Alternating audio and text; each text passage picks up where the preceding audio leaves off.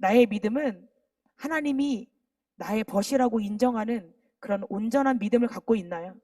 아니면 죽은 믿음을 갖고 있나요? 우리에게 하나님의 사랑이 꽂혀서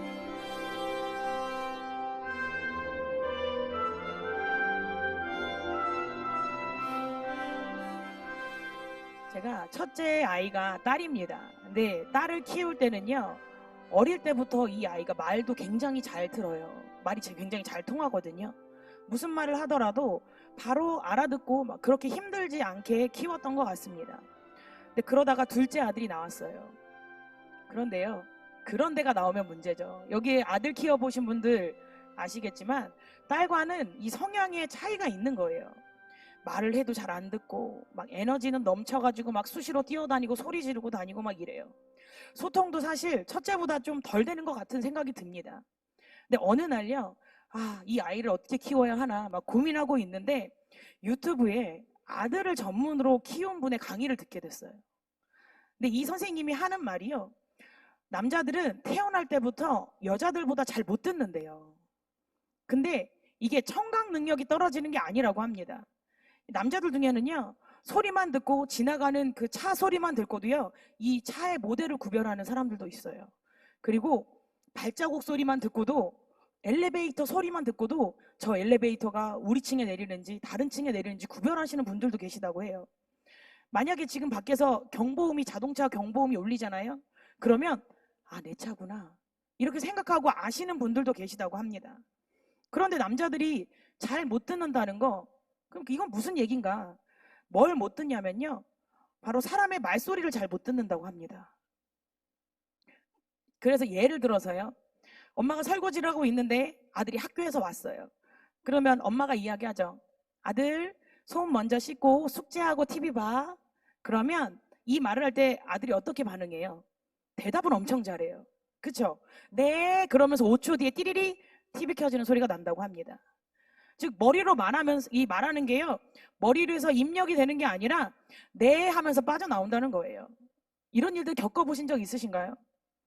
그렇다면 아들한테는 어떻게 이야기해야 하는가 너무 궁금하지 않으세요?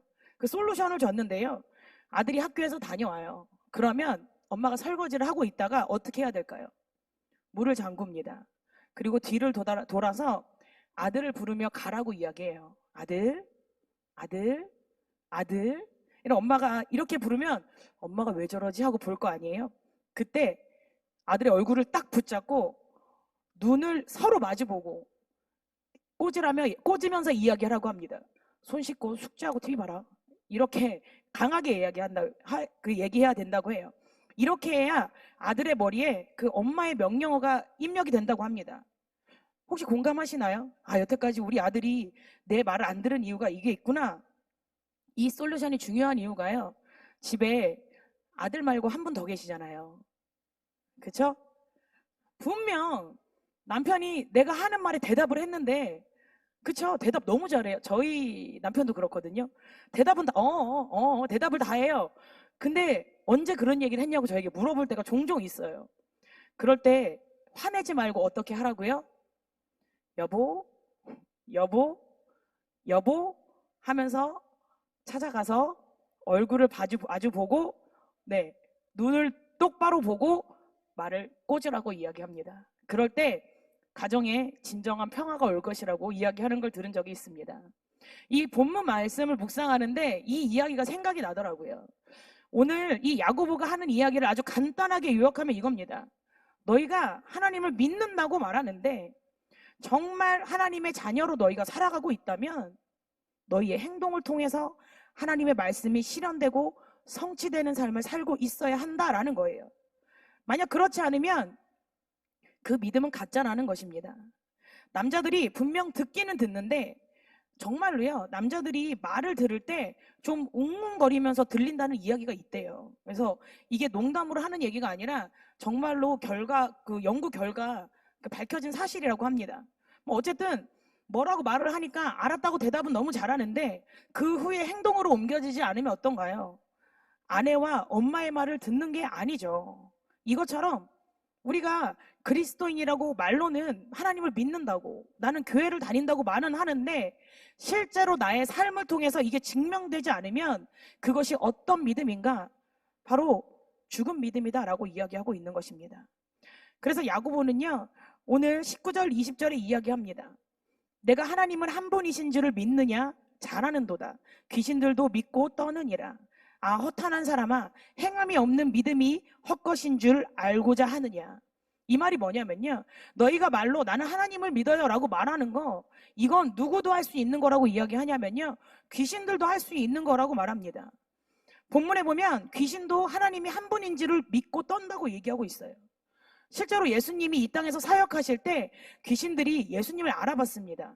마가복음 5장에 보면 예수님이 군대 귀신 들린 사람을 만났을 때 그 귀신 들린 사람이 뭐라고 얘기하냐면요, 6절에 그가 멀리서 예수를 보고 달려와 절하여 큰 소리로 부르짖어 이르되 지극히 높으신 하나님의 아들 예수여, 나와 당신이 무슨 상관이 있나이까? 원하건대 하나님 앞에 맹세하고 나를 괴롭히지 마옵소서 하니. 이 군대 귀신은요, 예수님이 하나님의 아들이라는 것을 믿고 있었습니다.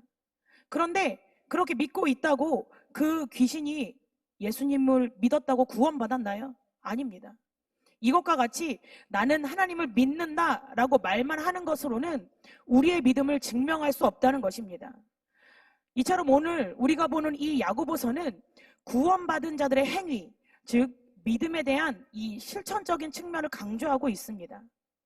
바울은 이신칭의 믿음으로 의롭게 된다는 걸 주장했는데, 그럼 이 바울과 야고보의 이야기가 대립이 되는 걸까요? 아닙니다.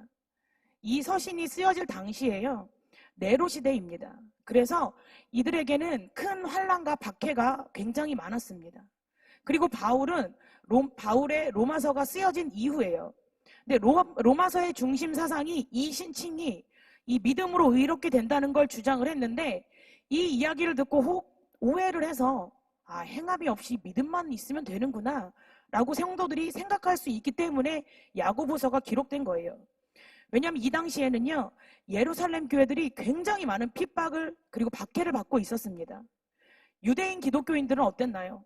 동족으로부터의 그 많은 위협을 받았습니다. 그래서 그 위협 때문에 이방 땅으로 뿔뿔이 흩어진 상황이에요.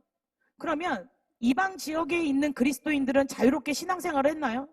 아닙니다.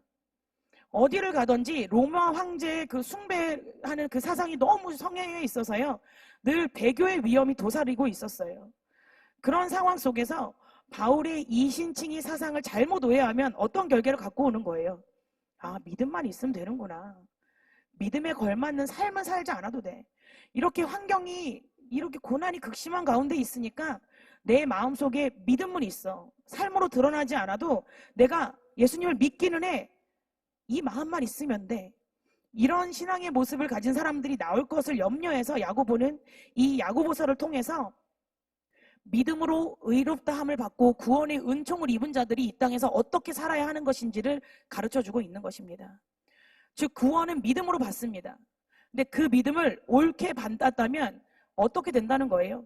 그 믿음의 행위를 통해 분명히 그 믿음이 드러난다는 것입니다. 초반에 남자들에게 이 명령어를 눈을 보고 꽂아줄 때 비로소 행동으로 이어진다고 했잖아요.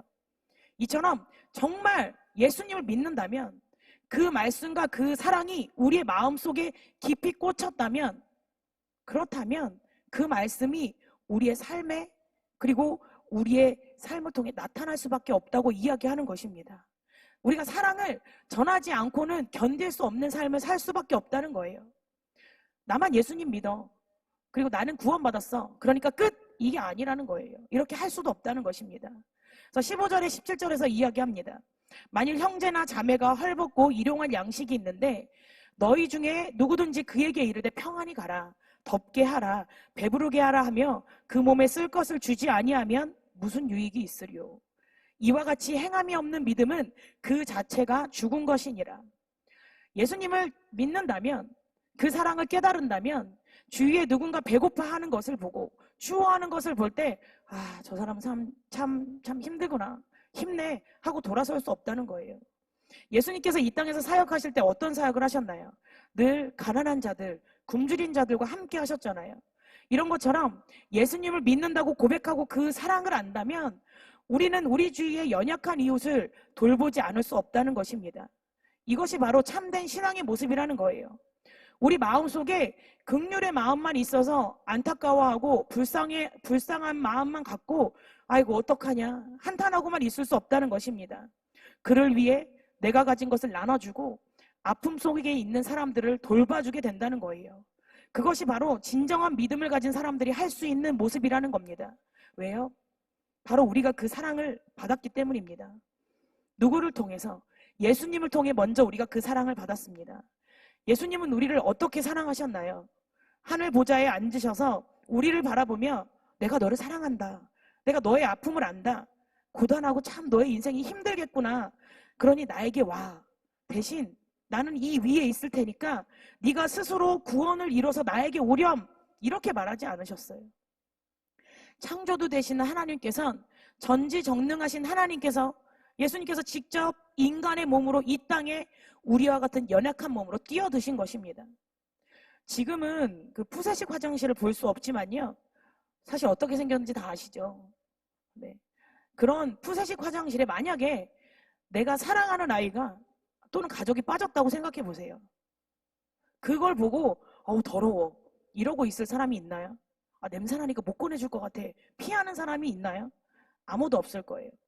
아마 잠깐의 지체험도 없이 바로 그 사람을 건져낼 것입니다. 냄새나는 그 아이를, 가족을 데려다가 깨끗이 씻기고 놀란 가슴을 안아 진정시켜주고 보듬어주지 않나요? 예수님께서 그런 사랑을 바로 저와 성도님들에게 보여주신 거예요. 조금의 주저함도 없이 우리를 사랑하셔서 이 땅에 오신 것입니다. 정말로 그런 사랑을 믿는다면, 그 사랑이 나의 마음에 꽂혀 있다면 나뿐만 아니라 한 영혼을 그렇게 사랑하신 그 예수님의 마음을 우리가 바로 안다면요, 우리 주변에 어려움 당한 이웃들을 긍휼의 시선으로 보지 않을 수 없게 되는 것입니다. 우리 역시 그 한 영혼을 구하기 위해 내가 갖고 있는 것들이 희생된다 하더라도 뛰어들 수밖에 없는 거예요. 이와 같이 믿음과 행동이 함께 나타나는 것을 온전한 믿음이라고 이야기합니다. 그리고 이 온전한 믿음이 어떤 것인가에 대해서 야고보는 아브라함의 믿음을 통해서 설명하고 있습니다. 21절, 우리 조상 아브라함이 그 아들 이삭을 제단에 바칠 때 행함으로 의롭다 하심을 받은 것이 아니냐. 이 본문을 보면은요, 아브라함이 의롭다 하심을 입었을 때, 즉 온전한 믿음을 인정받았을 때가 언제라고 이야기하나요? 바로 이삭을 하나님께 바치는 행동으로 그 믿음이 이어졌을 때라고 말하고 있습니다. 물론 그 전에도 아브라함은 하나님을 믿었고요. 창세기 15장에 보면 아브라함은 이미 하나님을 믿어서 의롭다 하심을 받았다고 기록이 돼 있어요. 그가 고백했던 고백들이 헛된 것은 아니었습니다. 하지만 그가 하나님의 말씀 앞에 순종해서 나의 하나뿐인 아들 이삭을 바치는 행위를 나타냈을 때 비로소 믿음과 행위가 일치되는 그 온전한 믿음을 보인 것입니다. 그리고 그때 하나님께서 아브라함을 의롭다고 인정하신 것입니다. 22절에 이야기합니다. 내가 보거니와 믿음이 그의 행함과 함께 일하고 행함으로 믿음이 온전하게 되었느니라. 이 말씀을 통해 알 수 있는 것은요, 아브라함의 믿음이 온전하게 된 것은 행함이라는 그 증거로 인해서 이전에 의롭다 하심을 받은 것이 더욱 확고해졌다고, 즉 온전해졌다고 말하고 있는 거예요. 아브라함이 이삭을 바치기 전에 의롭지 않았는데 이삭을 바친 후에 비로소 의로워졌다는 의미가 아니라요, 아들을 바치는 순종을 통해서 더 이상 그의 믿음에 의문의 여지가 없도록 분명하게 된 것입니다. 그래서 그의 의 역시 완전하게 되었다고 이야기합니다. 하나님께서 아브라함을 부르시면서 복의 근원이 되라고 말씀하신 거는요, 그를 통해 오실 예수 그리스도를 보면서 하신 말씀입니다. 하나님께서는 아브라함을 통해 복의 근원이신 예수 그리스도를 주시려고 그를 부르신 거예요. 그렇기 때문에 아브라함이 하나님이 예비하신 모든 복을 누릴 수 있도록 하나님께서는 아브라함에게 온전한 믿음과 순종을 요구한 것입니다. 이처럼 하나님께서 우리에게 온전한 믿음과 행위를 요구하시는 이유는 무엇인가요? 바로 우리에게 온전한 축복을 더해 주시기 위해서입니다. 그렇게 우리는 하나님께서 행위가 따르는 믿음을 요구할 때 불평하거나 포기하는 것이 아니라 하나님을 신뢰하며 아브람과 같이 순종하는 믿음으로 가길 원합니다. 그렇다면 온전한 축복은 무엇일까요? 하나님께서는 인간을 영만 있는 존재로 만드신 게 아니라 육을 지닌 존재로 창조하셨습니다. 그렇게 하나님께서 우리에게 영적인 축복뿐만이 아니라 육신에 필요한 것을 함께 공급해주고 계시는 거예요. 그러니 우리는 영육 간의 온전한 축복을 받아 누려야 합니다. 삶에 영육 간의 축복을 구하는 간구를 해야 하는 거예요. 그런데 이렇게 기도하지만 반대로 우리가 하나님을 위해 무언가 할 때는 어떻게 하나요? 부분적인 순종에 그치려고 할 때가 많지 않아요? 되도록이면 쉬운 방법으로, 아니면 손해보지 않고 타협하는 방법을 찾으려고 합니다. 그래서 많은 사람들이 마음으로는 하나님을 믿는다고 이야기하는데 몸은 움직이지 않으려고 할 때가 있어요. 입술로는 하나님을 고백하지만 손발의 수고는 하지 않으려고 할 때가 있는 것입니다. 그러나 우리는 하나님께서 우리에게 온전한 축복을 주시길 원한다는 사실을 기억하시기 바랍니다. 그리고 그 온전한 축복은 우리의 삶에 헌신과 행위가 필요한 믿음을 통해서 비로소 누릴 수 있게 되는 것을 기억하시기 바랍니다.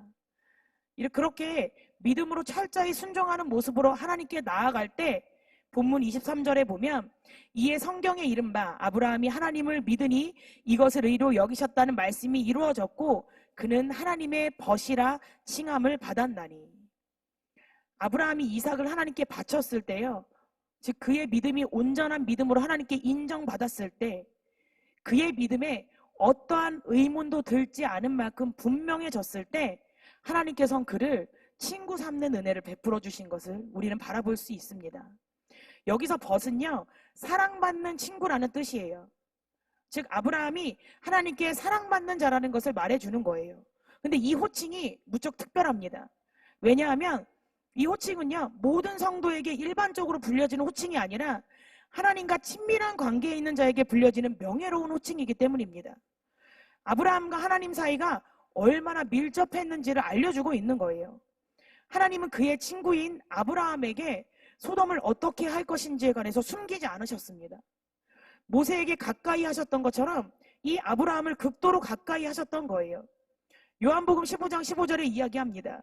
이제부터 너희를 종이라 하지 아니하리니 종은 주인이 하는 것을 알지 못함이라. 너희를 친구라 하였으니 내가 내 아버지께 들은 것을 다 너희에게 알게 하였음이라. 하나님의 벗은 하나님의 뜻을 헤아리고 아는 자가 됐다는 것입니다. 친한 친구들끼리는 눈빛만 봐도 아는 것과 마찬가지예요. 이와 같이 하나님의 뜻을 바로 아는 자가 되고 늘 하나님께서 곁에 두는 자가 된 것이라는 것입니다. 그리고 그 하나님의 뜻을 알게 되면 어떻게 되나요? 주저없이 행동하는 자가 되는 것입니다. 이처럼 행함과 믿음이 함께하는 온전한 믿음을 가진 자들을 하나님께서는 벗으로 삼아주신다는 사실을 우리는 기억하시기 바랍니다. 그리고 우리 역시 이런 믿음을 소유하는 자들이 되기를 간구하시기 원합니다. 믿음과 행함과의 관계는요, 이 뿌리와 열매와의 관계와도 같아요. 24절에 보면 이로 보건대 사람이 행함으로 의롭다 하심을 받고 믿음으로만은 아니니라.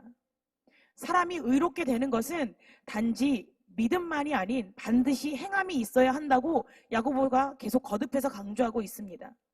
아브라함이 이삭을 바치는 그 순종의 뿌리에는 하나님에 대한 믿음이 깔려 있었다는 거예요. 그리고 그 뿌리에서 순종이라는 믿음의 열매가 행위로 드러난 것입니다. 그리고 이에 대해서 본문은 한 사람을 더 소개합니다. 바로 라합입니다.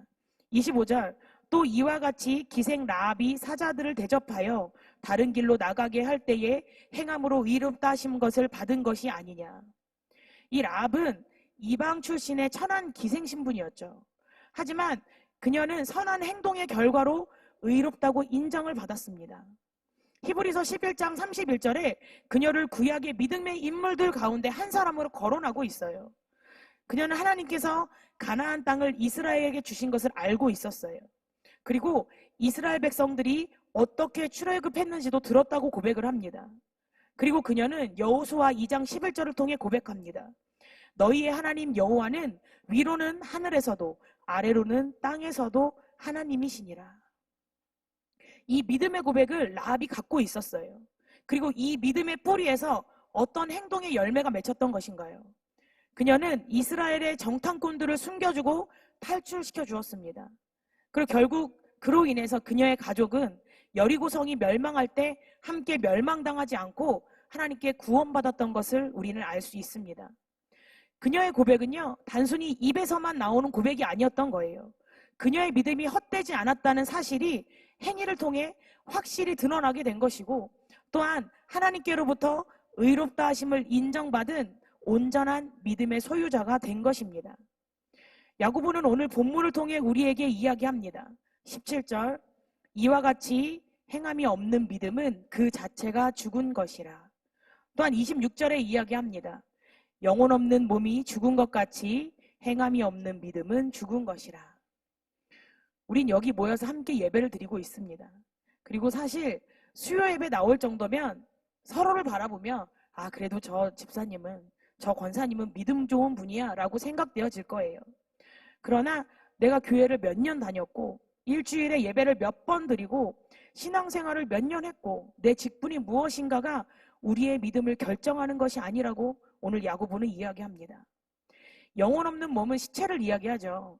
잠자는 사람과 시체가요, 나란히 누워있으면 언뜻 보기에는 구별이 안 갈 수도 있어요. 하지만 누군가 불이야 하고 외쳤을 때는 어떻게 되나요? 깜짝 놀라 일어나는 사람은 살아있는 사람밖에 없습니다. 시체는 살아있는 사람처럼 보인다 하더라도 결국 죽은 몸이에요. 이처럼 지금 우리가 함께 모여서 예배를 드리고 있기에 우리의 믿음이 다 비슷해 보일 수도 있지만 그 믿음의 행위가 삶을 통해 드러나지 않는다면 그 믿음은 죽은 것이라고 이야기하고 있습니다. 이 시간 우리의 신앙을 점검하길 원합니다. 나의 믿음은 하나님이 나의 벗이라고 인정하는 그런 온전한 믿음을 갖고 있나요? 아니면 죽은 믿음을 갖고 있나요? 우리에게 하나님의 사랑이 꽂혀서 그 말씀이 아주 깊게 새겨져서 우리의 삶을 통해 그 하나님의 사랑이 드러나는 삶을 살고 있고, 그로 인해 모든 사람이 우리를 통해 예수님을 바라보고 예수님의 향기를 느끼고 그런 삶을 우리가 지금 살고 있는지, 나는 지금 살아있는 믿음을 갖고 살아가고 있는지 우리는 늘 점검하길 원합니다. 마태복음 5장 16절에서 이야기합니다. 이같이 너희 빛이 사람 앞에 비치게 하여 그들로 너희 착한 행실을 보고 하늘에 계신 너희 아버지께 영광을 돌리게 하라. 믿음이라는 뿌리를 통해서 주님께 받은 그 사랑이라는 행위가, 그 열매가 우리의 삶 가운데 주렁주렁 맺히길 원합니다. 그래야 이 시대 하나님께서 인정하시는 믿음을 소유한 저와 여러분이 되길 기도합니다. 이 시간 함께 기도하며 나아가기 원합니다. 할렐루야. 사랑과 은혜가 많으신 하나님 아버지, 우리를 구원하여 주시고 우리를 그 사랑 안에 거하게 하여 주심을 감사합니다. 하나님, 우리가 이 땅에 살아가는 동안에 하나님이 인정하시는 온전한 믿음을 가진 자를 되게 하여 주시옵소서. 말뿐인 신앙인이 아니라 주님께 받은 그 사랑을 전할 수 있는 자들, 하나님의 말씀에 순종하는 우리가 되게 하여 주시옵소서. 날마다 견고한 믿음 갖고 살아가게 하여 주셔서 하나님이 사랑하시는 자들로 우리가 이 땅 가운데 주님의 뜻을 이루어 나갈 수 있게 하여 주시옵소서. 주님의 그 은혜들을 기대하며 예수님의 이름으로 기도합니다. 아멘.